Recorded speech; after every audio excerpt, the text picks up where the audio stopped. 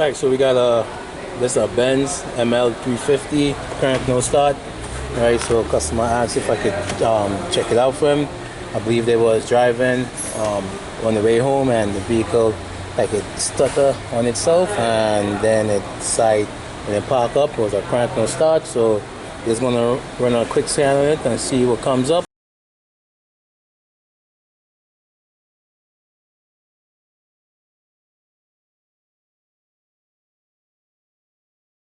So we're going to run a quick scan on it and see what we get, and see if we can determine what causes current no start. Right. So this is a V6 gas, I believe it is. Right. I'm not sure the year. Right, but it looks like they have some fault codes, like for probably accessories and stuff. But I came here just on the crank no start, so I was able to pull up some faults. Let's do a report check and see what we get. Alright, let's save this just for documentation purposes, and then we'll be able to, use it as a guide to see what's going on with this vehicle. Alright, so we got some codes for the ECM and the ESP. Alright, this is, alright, so I'm seeing something for the alternator, serial interface, and let's see what this is. CAN signal. This look like, is it voltage too low from the axle? What else do I see?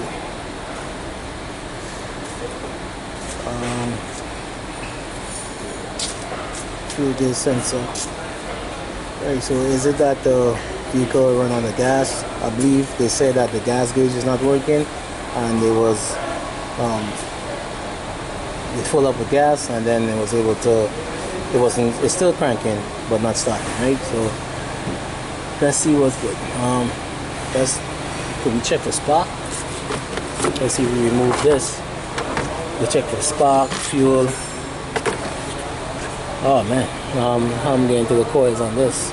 I'll pick a wiring diagram up for this, because kind of lost to see where exactly I can check for my power and ground. Gotta make sure I'm getting spark, fuel, compression. It says a crank no start. In fact, let's crank it and see if we can get what the customer is getting and take it from there. Alright, so let's see if we can get some type of direction. Right, I got the scan tool hooked up. We're gonna crank the vehicle and see if we can see the tach moving at least. And that probably let us know if the crank sensor is working or some kind of guidance, right? So let's see. Alright, so I'm not able to see it on the dash, but I saw it on the scan tool. Right, so we're gonna do it again, watching the scan tool. I'm not seeing the tach jumping, but I did see it jump on the scan tool. So let's see if we're getting kind of RPM. Alright, so we are getting it on RPM. Pull up the fuel pump, the status of the fuel pump, anything to do with fuel. Pull up the PIDs, so we're going to press OK, going to graph it, telling me that the fuel pump is off, is active, the fuel pump status is active, battery voltage is really low, is at 11 volts, so probably got a, matter of fact, let me put my maintainer on this while I'm testing. I'm getting 35.9 millibars, and right now the fuel level at 95.6. So we're gonna crank and we're gonna watch these PIDs and see what's good. Alright, so my fuel pump did turn on, right? Still remain active. My battery voltage dropped, and basically my fuel tank pressure difference dropped to 0. Why is that? Oh, sorry. Key is off. No. What is this? Oh man, this shut off on me.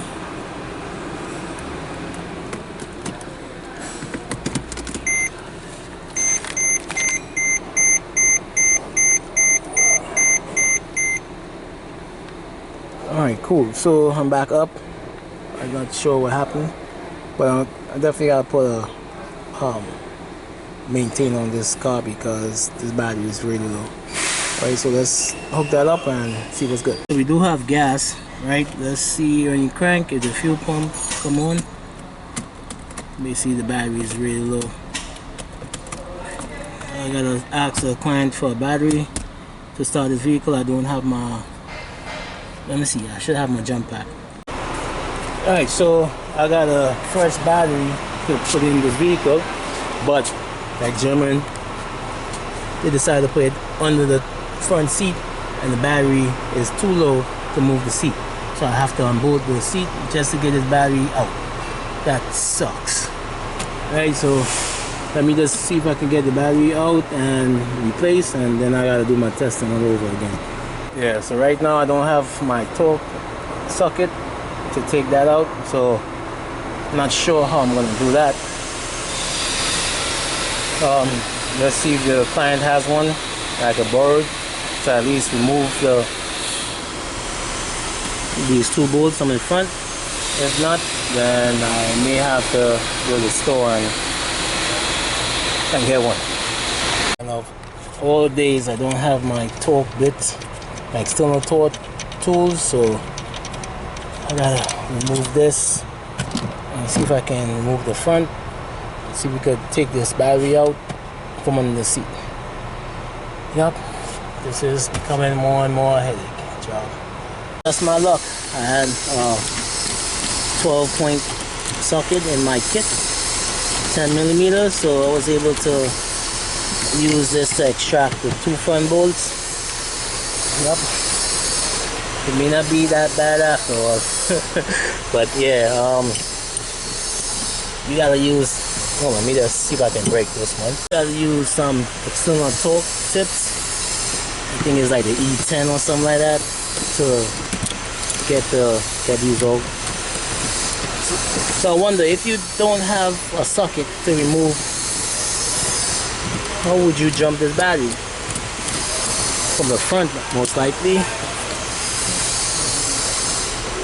You gotta definitely keep a socket for one of these on site or in the vehicle. I don't know why they didn't make made it where you can just get to the battery like a normal car. Alright, so with that out, we should be able to pull the seat forward. Let me see if there's anything else. I'm here at a trucking company doing some work for this owner, so excuse the noise. The trucks all around. So let's see if we can get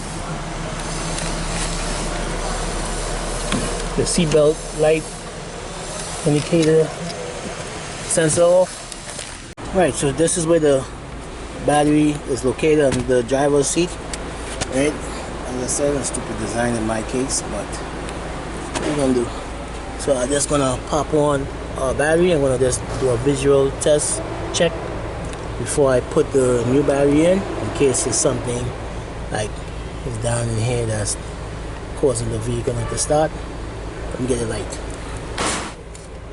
And we're looking for any kind of corrosion, any, like, you know, if mice was in here or something, anything that caused this vehicle not to start. I'm not seeing anything, but alright, let's put in the new battery and see if we can redo our test. Alright, so we got the new battery in. Now you're gonna put the key on. Should have really walked with my retainer. Alright, let's put all these things to the side. Alright, as I said, the check light is on. The vehicle is not starting. This is the intelligent scan.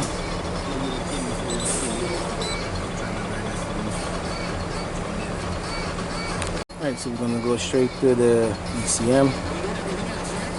We already did the full scan earlier, right? But we're just gonna go straight to the ECM, the 4 codes. So this is alternator serial interface. That's probably because of the low voltage on the battery. I'm getting 12.3 right now.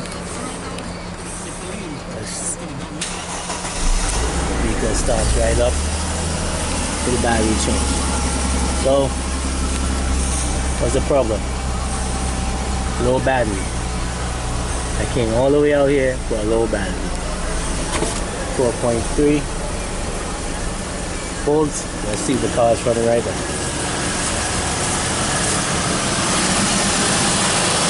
So we got the car running.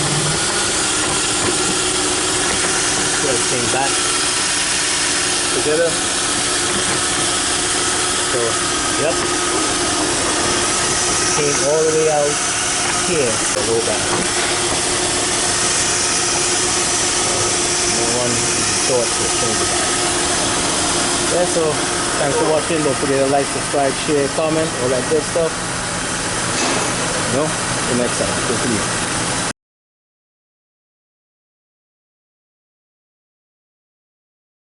Alright, so I was able to save these codes. Right,